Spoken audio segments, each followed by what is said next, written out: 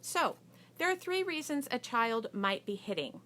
One of the reasons is they're just being silly, and they don't recognize that silly is not hitting, okay? So that's one reason. Another reason is they might just be frustrated over something. They're frustrated over something another child is doing or something that's going on around them. And then for when we're talking about a young child, one of the more rare reasons that a young child might hit would be because they are being a bully. They're trying to dominate over somebody else. That's not usual with a little child, but it can happen sometimes. So what do you do about that? Well, one of the first things you want to do is immediately address it, but make sure that you're not addressing it in anger. None of the things that you want to do when you're trying to raise children should be motivated by your anger. Okay, so first, address it immediately and without anger. And then second, you want to remove the child from the situation. Now, if they're hitting you, of course, that might be a little more difficult to remove them from the situation, but what you do is you stop what you're doing and set them next to you. And we'll talk a little bit more about that in a minute. Okay, and then you want to have eye-to-eye contact in the follow-up situation, and you want to do role play. Now, as far as the hitting goes, you're going to address that in the same way no matter what the reason is. But you want to know the reason for the follow-up, okay? So when they first start hitting, you want to make sure you kind of understand why. You don't have to go into a long conversation with them about that, but you kind of want to understand why so you know what to do as a follow-up when you're doing the eye-to-eye contact, okay? And then you're going to role play. Now, when we talk about eye-to-eye contact, and I'm going to talk about this a lot, so if you watch my channel and you see me talking about eye-to-eye contact, you're going to hear that a lot because that is a very effective way to build that relationship with your child, which you need to do. Okay, so the eye-to-eye contact is the teaching. Teaching is when you're putting information into the other person's mind. Okay, so when you're teaching someone, you're putting information into their mind. And then the role play part is where you're training them. So the training is taking that information and using it in action. Okay, so you want to teach and train your child. So I'm all about teaching and training children. I'm not a whole lot about punishment. I'm okay with consequences. Consequences are necessary, and sometimes consequences seem like punishments. But I always think of a punishment more as like, I'm going to get them for doing that, you know. And I know that's not the purpose, but really consequences are what are most effective and what keeps your relationship going with them. Because I'm going to say this a lot too. The key to a child behaving well is the relationship that is built with the parent, okay? So an appropriate, genuine, personal relationship, okay? All right, so let's say they've hit. They've hit you, they've hit someone else, whatever. You're going to take the child and you're going to say, you know what? You need to sit out for a moment. Now, we're not talking about timeout, okay? I think timeout is kind of a waste of time. Okay, timeout really, I don't see that as a genuinely great thing to do. Not that it's never necessary, but I just don't see it as a good alternative. What you're doing is you're taking them out for a moment and you're letting them get control of themselves. And you can tell them that, okay? A 2-year-old can understand a whole lot, all right? 2, 3, 4, 5, whatever. They can understand when you're saying you need to get control of yourself, okay? And you sit them next to you. And now what you don't do is you don't then coddle them, rub their back, give them a lot of loving and all that kind of thing. And you're not being mean and you're not being angry either. But they should not get a reward for behaving badly, okay? So I've seen this happen a lot. Parents will see a child hit or do something inappropriate or whatever, and they go over and they take them out of the situation and then they love on them, okay?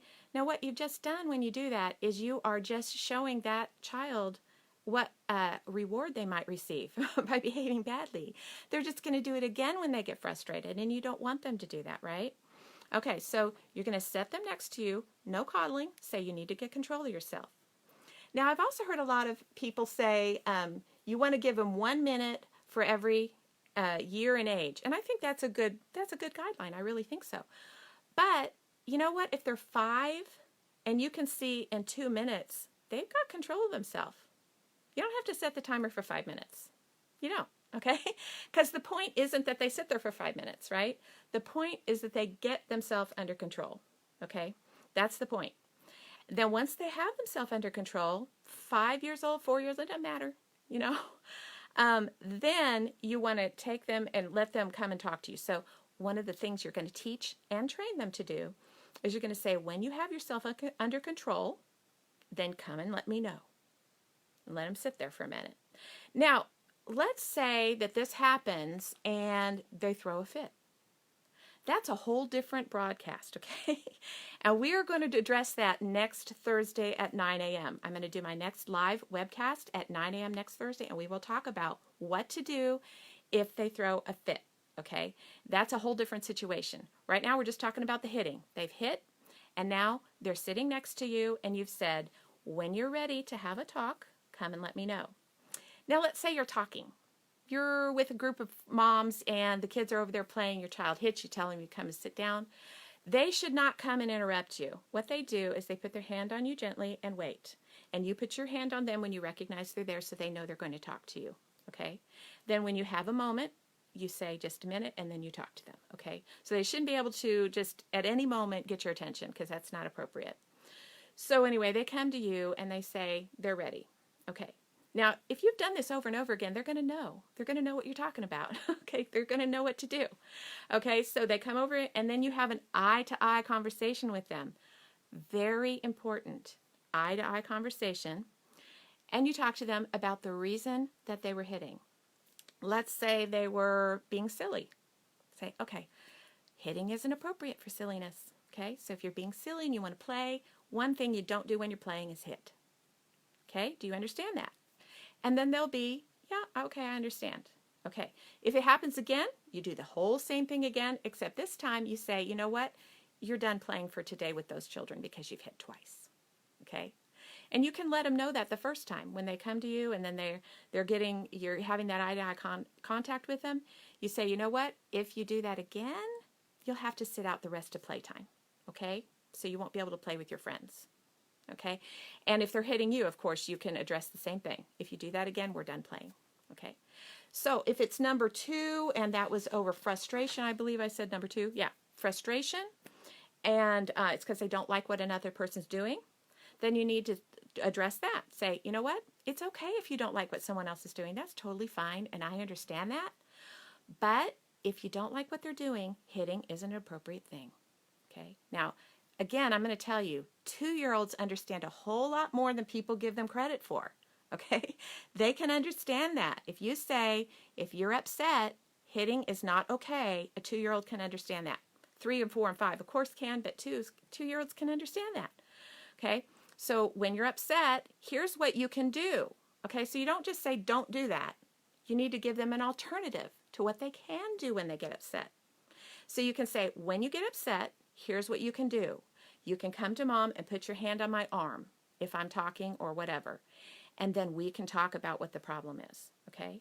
Now, of course, I can't address what all the problems might be. There could be all kinds of problems. So the point is that when they get upset, they don't act out. Instead, they come to you and you have a conversation with them. This is not only helping them understand how to control their emotions, it's also making them understand to have a relationship with you. It's building that relationship that you need for them to have in order for them to behave well. And when they behave well, they're happy. Misbehaving children are not happy children, right? And nobody else is happy either around them. Okay, so that's what you do. Let me see. The next thing I wanted to address. Yes. Okay, I made sure that you understand no coddling and no reward for that behavior, okay? So when they're done, you can let them go back and play. All right, let me see what else I wanted to address. Okay, yes, I wanted to go over this other article that I found. Now, when I do these live webcasts, what I'm going to do is I'm going to have a subject that some mom has asked me about, because this was one of the subjects one of the moms asked me about. And then I'm going to go online and I'm going to look at what the parenting advice might be. So what I typed in was, I think I typed in what to do if your child hits or something like that. And, oh my goodness, you know what, talking about controlling your emotions, this is kind of hard for me to control my emotions when I see some of the advice online. It just makes me so upset inside because I think moms are getting this advice and they're thinking because some of it looks really official and probably is official, I don't know. And they're getting this advice and it's such bad advice. I mean, it just really is. And so it makes me sad and it makes me upset because it's going to make the mom struggle more in the end to listen to this kind of advice. Well, I'm going to read this little bit here that I got off the internet, and then we're going to talk about it, okay? Now, I don't want to address who actually did this, because if I do, I don't want to put down anybody. I'm not trying to disparage other parenting advice people, because I know they're trying to help. I understand that. But if they want me to address who they are and give them credit for it, I will. But actually, I'm putting it down, so I don't know if they're going to want that. Okay, so it said, in a response to a daughter hitting, if you're calm and quiet as a parent, and you've gently prevented her from hitting, in other words, part of the advice was stop her, like hold her hand or stop, her arm. Okay, true, of course, but the feelings that drive the hitting will bubble up. She'll feel intensely uncomfortable. She'll begin to cry or sweat or tremble or fall down in a tantrum. Now, this is where it gets kind of, this we know is an odd perspective, but it's one that makes all the difference. Now, this is in italics. You want her feelings to tumble out in a great big emotional wave. No, you don't. Just saying. No, you don't want that. You want all that negative energy out of her, not hiding in the corners of her mind, waiting to cause trouble. No, not true. I'll talk to you about that in just a minute. While your child is upset, it helps her greatly when you can be loving and calm. I agree with that. You want to be loving and calm, but I don't think my loving and calm is the same as what they're expecting loving and calm to be. She doesn't have to be afraid of your impulsive behavior or your disapproval. True, you don't want her to be afraid of your impulsive behavior. I think it's okay if she's afraid of your disapproval. That's okay. Not afraid like she's afraid you're going to do something, but you don't want her to be fine. I don't care if she disapproves. It's okay if she doesn't like that. I think that's great. Your child can concentrate on letting all that tension tumble out. Do you want your child to concentrate on letting her tension tumble out? In other words, let it all go. Let your emotions just fly. Do you want your child to do that? That's how you're going to train your child to behave? No, I don't agree with that at all. Here's some more. It's interesting. Maybe she'll cry. Or she may begin to perspire while she screams. We're talking about a tantrum here, okay? Your child might arch her back in your arms or throw herself on the ground. She might kick and flail. Believe it or not, this is where my emotions get high, and I'm going to have to really be careful about that because I'm talking about controlling your emotions, right? Okay, believe it or not, the more vigorous her reaction, the better the outcome of her emotional episode. She is expelling bad feelings, fear in particular, using your calm presence as her signal that she's free to let go of the feelings that have infected her behavior. That is the most horrible, that is horrible advice, okay? That is just bad. Here's why. Now, next Thursday, like I said, next Thursday at 9, I'm going to have another live webcast, and we will talk about tantrums and what to do, which this is totally not what to do about a tantrum, okay? So what's wrong with this is, what they're saying is, it's okay to allow your child to completely let their emotions go, act in a totally inappropriate way if they're feeling bad. If they're feeling upset and frustrated, that's totally fine. Let them behave like that. That is not fine. And this is where my emotions get high, because I care about you moms and dads.